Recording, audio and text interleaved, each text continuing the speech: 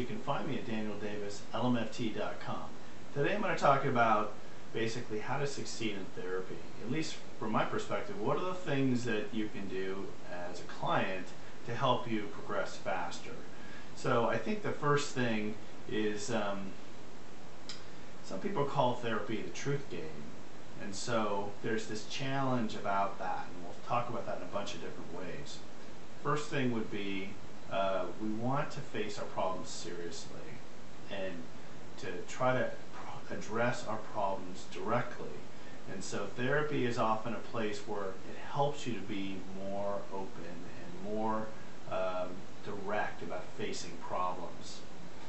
So that requires you to be honest with yourself about what your problems are actually.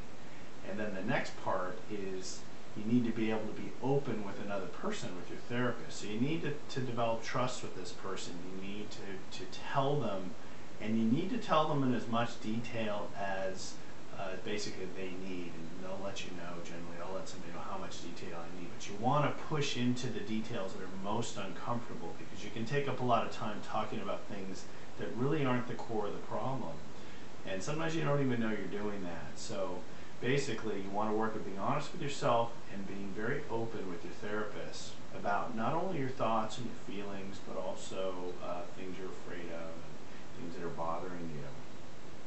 The other part is to realize that changing means we're going to have to go through some things that are a little uncomfortable at least. Generally, this is part of the process of therapy. I always try to minimize people's emotional discomfort, but that is a reality of therapy. Is often we're avoiding things, we're avoiding feeling uncomfortable, and then we end up feeling a lot worse. So learning how to to go through things and to not experience so much intensity of emotion from avoiding things. And then therapy, I want to add this also, that therapy has certain phases. The first part of therapy, when I work with people, often is around crisis and assessment. Somebody comes in and they have to move from their house, or they lost a job, or they're getting divorced, and their husband or wife just left them.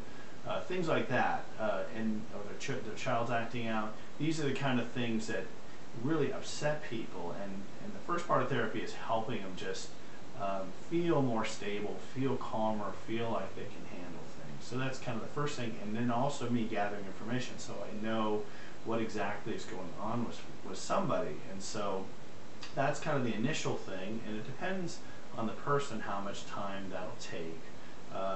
1 to 4 sessions generally is the amount of time it takes with the usual 45-minute to 50-minute session.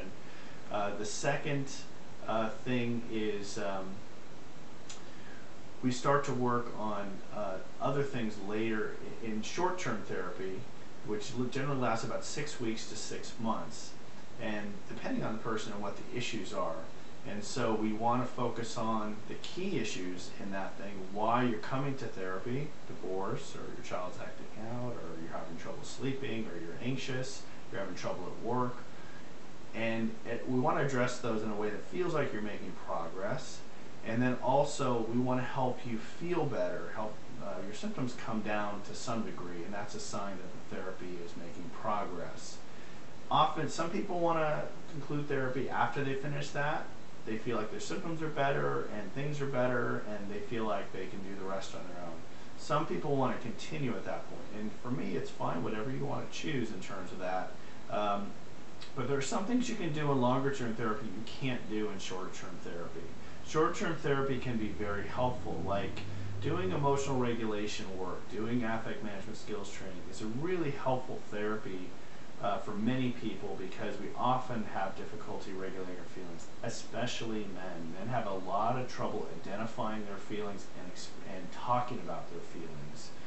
And so that's something that definitely you can do quickly and can be a big help. But there are some things in long-term therapy that you can't do short-term, and one of them is work on your ability to bond with another person, to understand intimacy over time, to understand how it feels to open up and build a relationship with somebody who's relatively honest and relatively objective. And also, therapy can be about psycho-spiritual work, meaning it can be about your spiritual development if that's something that you're interested in. And you can work with dreams, you can work with your spirituality, you can work with your religious life, you can work with your connections to God, is the word some people use, or spirit, other words. So these are some of the things you can do in long-term therapy. Work with dreams, work with imagery, work with all kinds of different ways of feeling more connected to life and feeling more connected to the world and people. And these are some good tests about whether your long-term therapy is working well. You can find me at DanielDavisLMFT.com.